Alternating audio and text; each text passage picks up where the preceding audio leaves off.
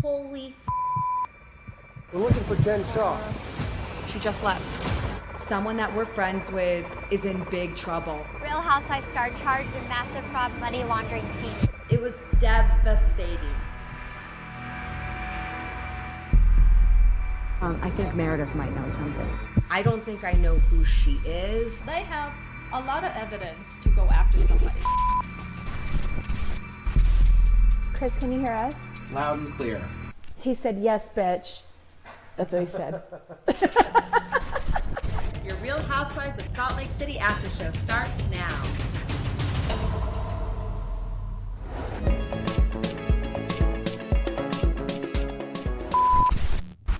Chris, can you hear us? Loud and clear. He said, yes, bitch. That's what I said. That's what he said. Let's get started. Thank you so much for joining us for the after show today, Jen. We've got a lot to talk about this season. Okay. You know, sometimes it won't be easy. We do have a lot of questions for you about everything that unravels and what happened. But one thing we do know is that you got a sudden phone call. Yes. And it was explosive for everybody. I need to go to the house? Okay. Hold on one second. Can you turn this? I mean, her whole persona, demeanor, everything changed as soon as she got that phone call. It was like she went from being like happy Jen to like she just saw a ghost and got off the van. I mean, I could feel Jen's energy, just like she was concerned. For me, like if that were John, I would have been off the bus at the hospital like immediately. I was like, you need to go like 100%. I was worried. I wasn't sure it was true, but I was worried. There was a little part of me that was like, did Jen get an alternate mode of transportation to Vail? Like, there was a little part of me that was like, does she have a jet at the Jet Center, which is like not far from where we were? And I'm like, and why isn't she inviting me? You know, we were just worried about Jen and we were worried about Sharif. And we didn't want to be friends and just like go to Vail while she's, you know, in the hospital at her husband's bedside. And then like Grand Theft Auto swarmed the party bus. We're looking for Jen Shah. She just left. What is the first thought that's going on in your head when you see that? Strippers. I was 100% certain Jen was pulling a prank. And we knew they were strippers because they were co-ed and they were hot. And so it was like hot guys and hot women. And Whitney was moving the bag so they'd have a place to dance. Lisa, what's going through your head when you see the FBI outside? What did Heather do? Like we were at Heather's place of business and Heather looked miserably uncomfortable. Like when the police showed up, the FBI, Homeland Security, I was watching Heather because we're at her place of business. And I'm like, why would they come for Jen here? Jen wasn't even a thought when they showed up. Heather did make a comment, oh, they might come for me. I don't know why she did look really nervous, and especially at her work place. So therefore, Heather thought she did something wrong. I mean, you didn't think the SWAT team had come because we're over Botoxing people. I thought that it was something to do with either a prank, something funny or something ridiculous. And then when they said, we're looking for Jen and we just want to make sure she's okay. What's going on? We have to just talk to make sure she's okay. So I sang like a canary. I'm like, she's in a great pickup truck.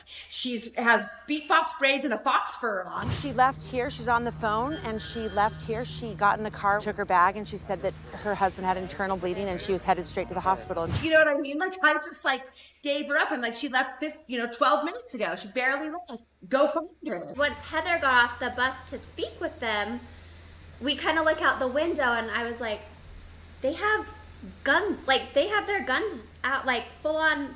Yeah, they had full, the kind of gun that you go, like, I still get the chills, like, just thinking about, like, just talking about it. Did you I get still get the chills? I have the fucking chills. No. Yeah, it was the craziest moment of my entire life, I think. We all want to know what happened on that phone call and what went down when you left the van. But before we get to the bottom of that, we have a lot to unpack. Oh.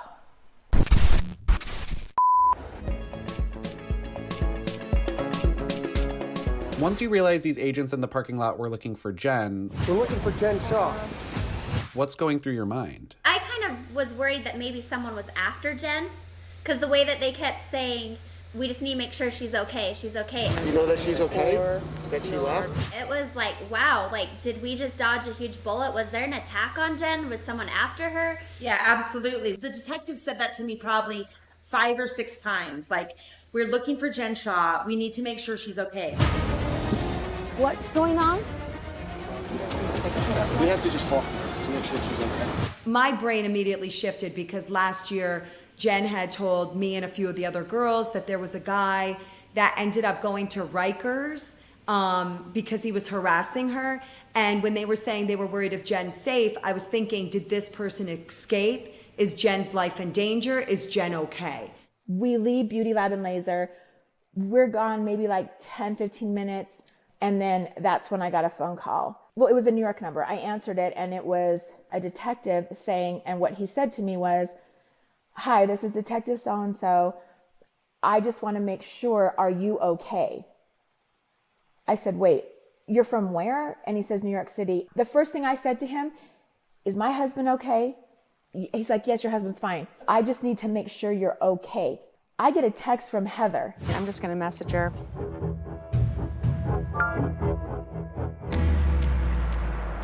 And she says, Jen, a New York detective is here and he's asking if you're here and he's asking where you are because he just needs to make sure you're okay. I didn't see the text message until after I hung up with him and looked at my phone. So now I'm thinking, okay, so because I have a restraining order against somebody in New York from years ago. So then I'm thinking, oh my gosh, maybe this person has like threatened my family's life again or my life, because why would they be saying like, are you okay? We just need to make sure you're okay. This person had made threats against my family. This person, there was already a restraining order against this person. They broke the restraining order, flew to Utah to try to physically assault me. So I'm scared because there are real physical threats that have happened that I've had to, take, legal action against, because I didn't have any information when I left other than we'll tell you when we want to talk to you, we'll tell you. And their whole concern, he kept telling me, was we want to make sure you're okay. That's why that was my thought, that's what this was about.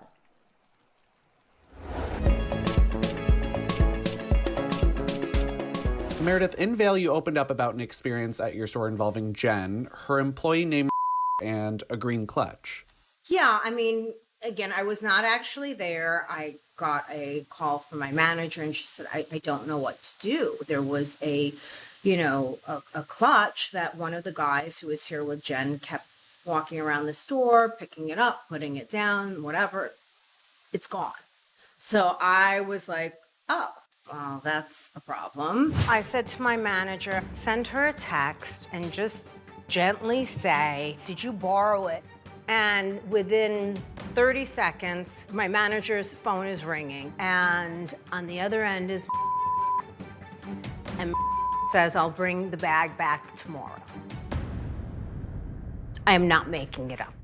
I remember like hearing some rumors from the ladies, something about that, which is like completely ridiculous. We went to Sunday brunch on Main Street and I was with a couple people.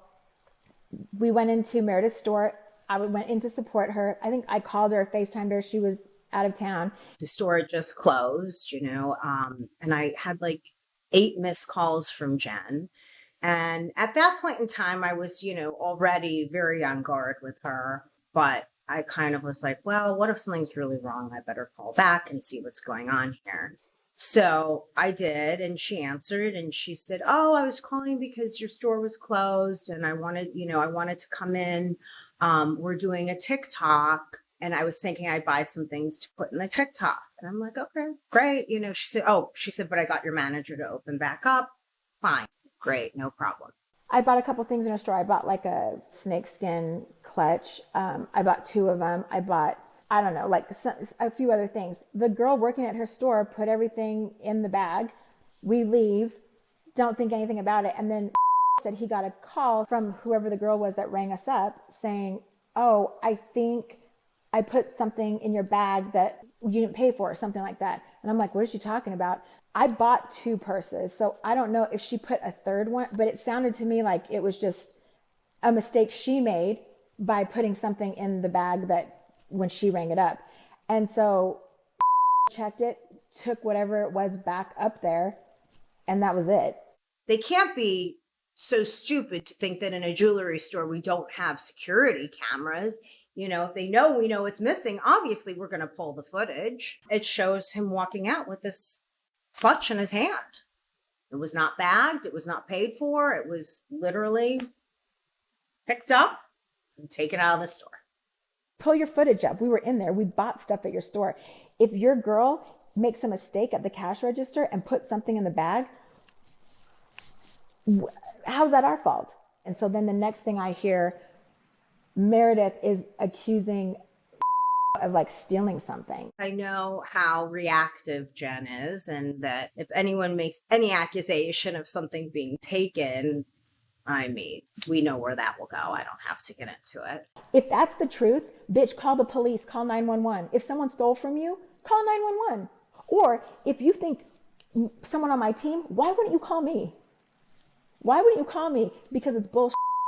We literally were in there to support your little 200 square foot swap meet, okay? And I bought some things like I always do to support you. And like, how are you going to twist this into someone stole something? You know, Jen had an entourage that was pretty deep, you know, ran really deep. Like she said that she had like first string, second string, third string staff, you know, that would help her. And one of her former staff had a 5-finger discounted a clutch from Meredith's store. And it was a staff member that I was also familiar with that had 5-fingered some cash from my store. So he was a former employee of mine that I had to let go because Jen actually informed me that he had been taking cash tips from her on the side, not informing the management of, which is a policy at Beauty Lab. We don't accept tips. We don't accept commissions on sales. We are a very, very like bread and butter business because we're trying to like be different from all the other salesy businesses out there. And so when we found out, we confronted him and said, you know, Jen Shah told us that she's been giving you cash to make her appointments and to give her treatments, which is completely opposite of our printed company policy. And he admitted it and resigned that day. And I haven't really continued a relationship with him since then. So when I heard that he was possibly stealing a clutch from Meredith's store, it was completely consistent with what I knew this person to stand for. But that's another cog in the wheel, you know, of like Jen is employing people that she's turned into me. I personally think that says a lot. Says a lot. So you ladies do head out for Vail, but everyone's minds seem to be racing trying to put together the puzzle pieces of what just happened. I don't even understand what jurisdiction Homeland Security has, like guns? Your mind just spins on all of the what if scenarios. But what was fascinating as we left, Chris, Lisa was like pacing the bus on the phone. She's calling her attorneys. She is calling everyone. She's freaking out. You know when she does that like, but no tears come out? Seth and I have been separated. I'm gonna cry. Don't cry, because then you're gonna make me cry. The SWAT team just showed up. Like, for Jen. Like that freak out that Lisa does. She was doing that. And I just remember sitting and watching her being like, it was almost as if they were coming for her. I talked to Tony Kay and Ryan, and they just said do not talk to any law enforcement without either one of them there. And she kept saying, I'm calling my attorney. Same attorney as Angelina Jolie. She said, you guys, I'm calling my security. My security's texting me. So we're all just like, what the, like, first of all, like, who has security? Who has security in their 4,000 square foot home? Like, what the is that? We were both very, very worried about Jen and Coach Shah and their kids. Because, like, if Coach Shah's in the hospital and Jen's visiting him, somebody needs to make sure Omar's getting to football practice, you know, and that Reefy knows what's going on. Like, we just were thinking about their families and about how to support our friend. We were not thinking about our own selves. We were not calling our 10 to 12 attorneys. Hey, you know what? This is so weird, Ryan.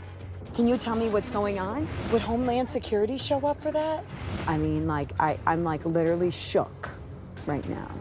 It just scared me. Like, is something bigger happening? Should I be stressed? I'm shaking. I'm physically shaking. Well, why do you think Lisa was reacting that way? Like, what do you think that was rooted in? Ooh.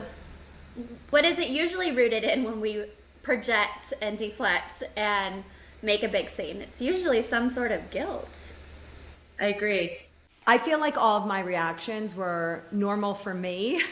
And like, I went through all of them. There were times where I was crying. I honestly feel so bad for them. Then we would change the subject for a minute and feel happy. Whose bag is that? That's Jen.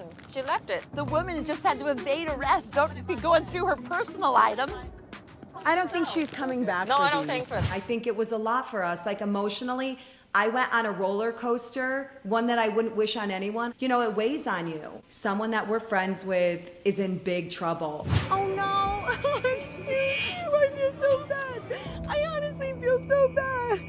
I honestly feel so bad for them. For me, it wasn't a stressful situation at all. I stayed very calm. I don't know all the facts. I heard one side, which is the media side. So I figure I'm gonna go get some snack. Lollipop, anyone? Oh, I love a good lolly. that I'm in on. I'm going to sit here and be entertained and listen to everyone input because I want to learn. I want to hear. I want to absorb it. And then I make my own judgment when I have more facts. Right now, I don't, and I still don't. What that truth is, we need to just sit and wait. We cannot just assume and then if the truth is and it backfires, we're going to all feel like jackass. We were all completely blindsided.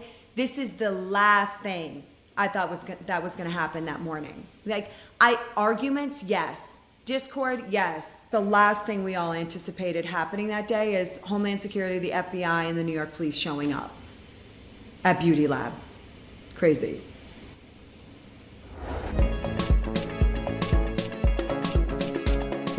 When you ladies let Meredith know what happened on the van with Jen, she has an interesting reaction. Homeland Security, the FBI, and the NYPD and SWAT. A full SWAT team showed up at Beauty Lab. What? Meredith, she's been arrested for fraud. Honestly, I'm not surprised by this. I mean, first of all, Meredith is not surprised by anything. Meredith is a swan that glides onto the lake and keenly observes and then just glides away. You know what I mean? So that's kind of Meredith in a nutshell. She has such a conflicted history with Jen. The second someone goes after your child or hurts your child. And then she made a comment about Brooks never seeing a vagina before. Brooks has never seen, he's probably never seen a vagine, but my vagine is like platinum on ice, baby. When someone's willing to cross that line, I think that you're not surprised by anything that they're willing to do. I think there's always been a lingering question mark there. And I think it just goes to show you that when you cross a mama bear and you hurt her children, like, you better believe that the mom's gonna look into you. You know what I mean? And I think that Meredith is very smart and just she sensed something was off. And so I think when she says it makes sense, she's like, I knew there had to have been something. Nothing adds up, nothing lines up in Jen's life. Nothing makes sense. Well, I should say, of course, I was surprised that she was arrested at that moment on that day. What I wasn't surprised about was that things just weren't adding up to me with her. I didn't understand what she did. I didn't understand her business. I don't think I know who she is. I had sort of put a lot of pieces together from the puzzle. I had caught so many different lies from her that I felt like I hadn't ever had a real conversation with her. Meredith is really smart. And I was like, Meredith knew a lot about Jen. You know, she had mentioned a few things prior. And I'm like, how do you even know that? Because I didn't see anything.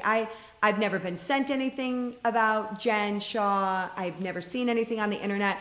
But Meredith seemed to know a little bit more about Jen than the rest of us. She's red flagged in the system of Louis Vuitton because she pays in cash. I told you my mind was racing, and what if some of that is true?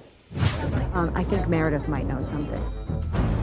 For me, it was, why aren't you surprised? What did you know, or what did you pull up, or have you been researching this person for a while to say, I wasn't surprised, I know this, or I expect to know this, and it's gonna happen. I did have concerns that things weren't adding up. I did not feel like I knew who she was. And I was at a point where when I had left for Colorado, that I was, sort of like, okay, I've got a lot going on here. I have a lot of things, in my brain that I have to work through with my father, with my own grieving, my own loss. But I knew that I was not in a settled place with Jennifer and having a friendship with her. And I had thought, I'm going to address this in Vail and just kind of say, look, let's coexist, but we don't need to be friends. And that's sort of the place I was at. And then she got arrested, which just threw a wrench in that plan.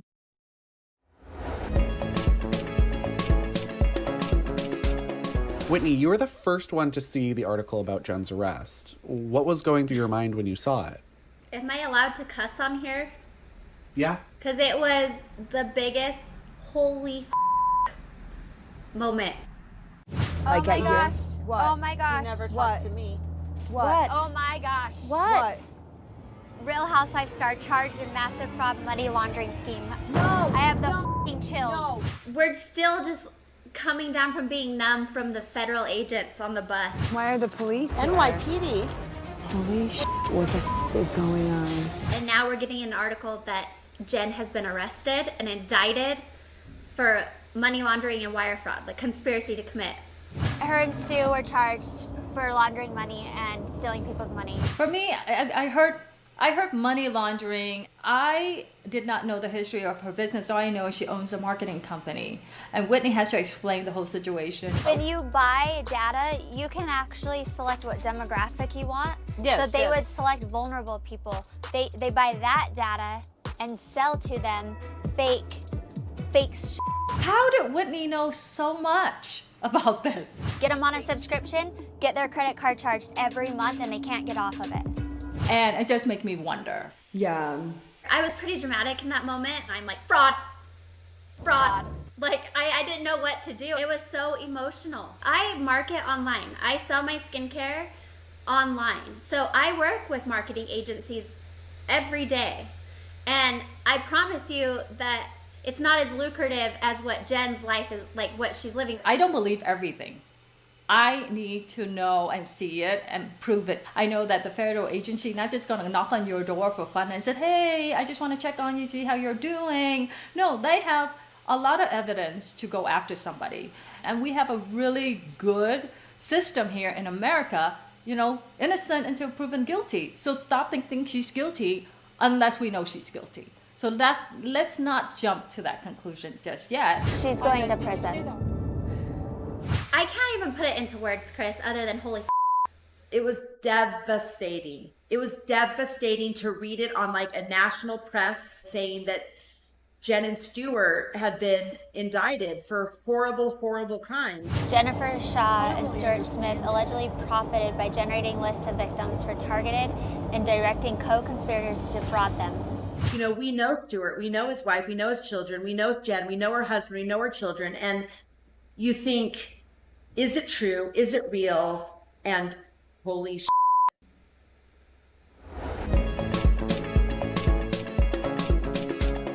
On the way to Vail, you and the ladies start questioning everything you know about Jen. I had a podcast with her for an hour about what she does, and I still don't get it. I get it. Like gray kind of business. She buys people's information. She sells That's like this information. way of Yeah, but it's just lead nurturing is what it is. She gives companies leads. I have had a lot of questions around like Jen's lifestyle. Like it intrigues me of where she gets all of her money and all of her things from. Well, I knew of Jen's history with a lot of really kind of infamous telemarketing guys and companies in Utah, because we have a lot of businesses here. The regulations are pretty loose where they do high pressure telemarketing sales, and she had worked with all of those guys. But I wasn't privy to anything about Louis Vuitton. And then there's other red flags that I had, like she's red flagged in the system of Louis Vuitton because she pays in cash. Like what? Nothing at Louis Vuitton is less than $5,000. So you're coming in with just like a little bank bag. For me, the Louis Vuitton thing, I was like, oh my gosh, that would be the worst thing that ever happened to me. I'm flagged at our local Maverick. 11's flagged me because I buy all my mini fun size Three Musketeers cash only. I don't want those on the record. Sometimes I pay for things that with cash at Louis Vuitton. And what's wrong with paying with cash? I know it's a rare form of tender. Look, I'm in a business where we deal with commodities, and so I am always hyper aware of something like somebody paying in cash. I think that for a store, if you have a customer who is continually paying in cash, you have to start to wonder, why are they not using a credit card? And does it mean anything on its face? No, of course not. If somebody has money that is not clean money, they can't put it in a bank account, it's somehow illegally earned cash, and you buy stuff at a store, that's a really easy way to spend it. As opposed to if you put it on your credit card, you have to be able to pay the credit card statement. And that means that that cash would have to be deposited into a bank account, which the banks obviously have certain requirements. You know, there's all kinds of stuff. So paying in cash in and of itself is nothing. It just could be a red flag to other stuff. Did you have any experiences like this with Jen when she shopped in your store? Yes, Jen has purchased from us a few times. That was a bit of a red flag too, to be honest, because it took about an hour and, I don't know, 3 or 4 credit cards to make the sale go through. It was initially, declined, and which, had we been out of Utah, I wouldn't have really thought twice about it, because out of state, but we were in Utah. So I was like, wait, what's going on here? This is a little bit weird. And, and then shortly thereafter, I'm hearing these stories that she's paying in cash and whatever else. And so I was like, okay, these things aren't adding up. I'm not saying she's doing anything wrong. I mean, look, I paid in cash for things. Like, people pay for things in cash. Cash is not a bad thing, It only is if there's a reason why you're paying in cash. So.